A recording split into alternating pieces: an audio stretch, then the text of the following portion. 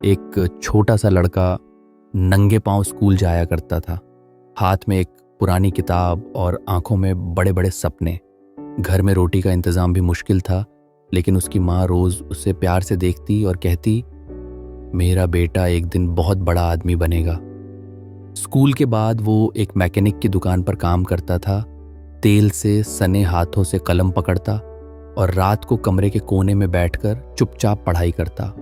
वो खुद से एक ही बात कहता, मुझे कुछ बनना है, माँ का सपना पूरा करना है। वक़्त बीता, मेहनत रंग लाई।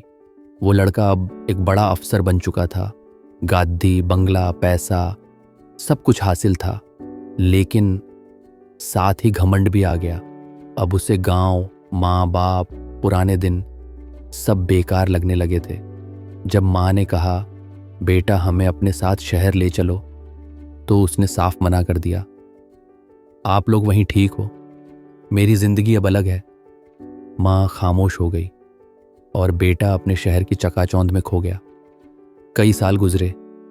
जिन लोगों ने सर पर बैठाया था वो अब नजरें चुराने लगे। दफ्तर की कुर्सी छिन गई, बिजनेस में घाटा हुआ, दोस्तों ने साथ छोड़ दिया, घर बिक गया, गाड़ी चली गई, रहने को जगह नहीं बची। थका हारा, टूटा हुआ वो आदमी एक दिन नौकरी की तलाश में दर दर भटक रहा था। किसी ने उसे एक एनजीओ का पता दिया, वहां वृद्धाश्रम में काम मिल सकता है।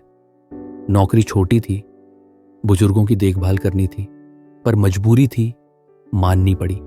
पहले ही दिन जब उसने 2 बुजुर्गों को खाना दिया, उनके चेहरे देखकर उसके हाथ कांप गए। वो कोई और नहीं, उसके अपने माँ बाप थे। वो जोर से रो पड़ा, जमीन पर गिर गया। माँ, पापा, मैं बहुत बुरा बेटा निकला। माँ की आंखों में आंसू थे, पर चेहरा अब भी मुस्कुरा रहा था। बेटा, तू अब भी हमारा है। देर से सही, तू लौटा तो सही।